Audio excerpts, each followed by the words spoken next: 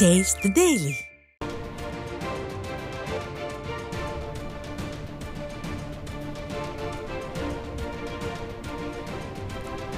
திருச்சி மாவட்டம் துறையூர் அருகே ஆற்றின் கரைகள் உடைந்து விவசாய நிலங்களில் வெள்ள நீர் புகுந்துள்ளது. நிர்வாக திறனற்ற ஸ்டாலின் அரசு குடிமராமத்து பணிகளை செய்யாமல் கரைகளை பலப்படுத்தாமல் இருந்ததே அவலத்திற்கு காரணம் என விவசாயிகள் குற்றம் சாட்டுகின்றனர்.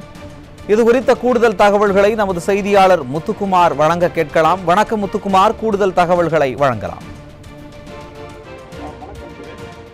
திருச்சி மாவட்டம் துறையூர் ஊராட்சி ஒன்றியத்துக்கு உட்பட்டது ஆதனூர் ஊராட்சி. இப்பகுதியில் தொடர்ந்து பெய்து வரும் கனமழை காரணமாக இப்பகுதியில் ஓடும் குண்டாற்றில் மழை வெள்ளம் கரை கொண்டு ஓடுகிறது. அதன் காரணமாக ஆற்றின் கரைகள் உடைந்து காட்டாற்று வெள்ள நீர் இங்கு உள்ள விவசாய நிலங்களில் பாய்ந்து செல்கிறது. இப்பகுதியில் பயிரிடப்பட்ட சுமார் 300 ஏக்கர் நெற்பயிர்கள் வெள்ள நீரில் மூழ்கி சேதமடைந்துள்ளது. ஏக்கர் ஒன்றுக்கு 30 முதல் 40,000 வரை செலவு செய்ததாகவும் மழையினால் பயிர்கள் சேதமானதால் தங்கள் வாழ்வாதாரம் பாதிக்கப்பட்டுள்ளதாக இங்கு உள்ள விவசாயிகள் தெரிவித்தனர்.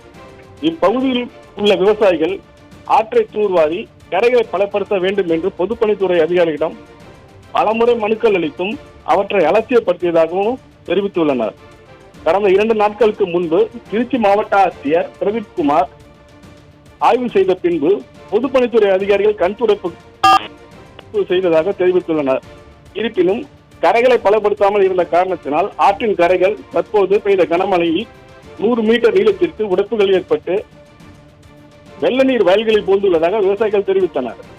கடந்த அதிமுக ஆட்சியில் எடப்பாடி தலைமையில் குடிமராமத்து பணிகள் நடைபெற்று வந்ததாகவும், ஆனால் தற்போது உள்ள அரசு அதை நிறுத்தியதால் தங்கள் வயல்களில் மழைநீர் புகுந்ததாகவும் தெரிவித்துள்ளனர்.